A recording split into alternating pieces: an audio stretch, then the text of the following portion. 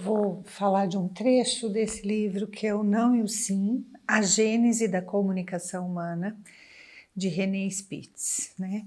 René Spitz é um médico psicanalista austríaco, vienense, e ele abre o livro com uma frase do Freud de 1925, bem importante, que é: na análise, nunca descobrimos um não no inconsciente. Então, o inconsciente é um lugar onde surgem coisas, né? Não surge negativas, surge acontecimentos, né? Então, não tem não acontecimentos, né? Vindo do inconsciente. Então, esse é um conceito bastante importante para a gente trabalhar com as pessoas na clínica, em busca de uma comunicação, né? Assim, clara, uma comunicação funcional, né? Que é algo que a gente vem percebendo e discutindo bastante no Instituto, né? Assim, sobre a comunicação, né? E a aquisição da linguagem, a possibilidade de uma boa comunicação começa muito precocemente, né? Na nossa história.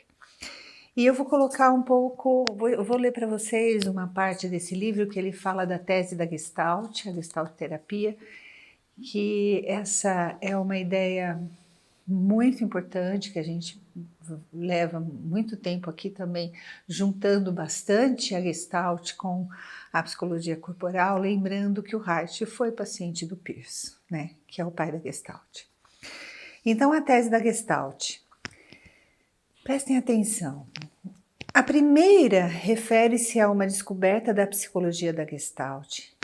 Em um experimento que se tornou clássico, Zeigarnik, de 1927, demonstrou que as ações incompletas são mais bem lembradas do que as realizadas integralmente.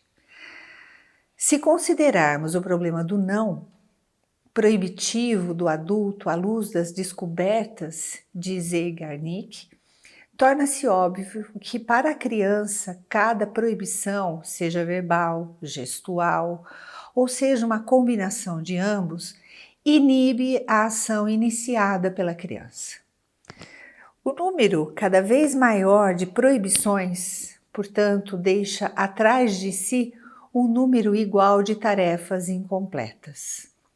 Seu elemento comum, o não, o gesto ou a palavra proibitivos, desse modo torna-se o fator invariável lembrado devido a um acúmulo de tarefas incompletas. Eu acho que ele vai falar bastante, né, das imitações, da importância do vínculo do adulto com a criança, né, nesse livro. E ele fala não só da imitação que a criança tem do adulto, como a imitação que o adulto faz da criança. Quando o adulto imita a criança, quando a criança fala uma coisa e o adulto fala igual, e começa essa história, começa o jogo do vínculo, né?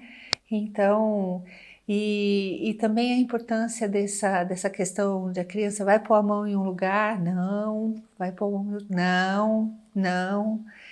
E como a gente precisa dessa delicadeza, né, de perceber que diante de uma super descoberta de uma criança, essa chegada do não, essa chegada da interrupção do interesse, da interrupção do desejo, da interrupção da criatividade, pode ter consequências. Então a gente precisa saber disso para a gente não fazer esse não indiscriminadamente. Não, não, não.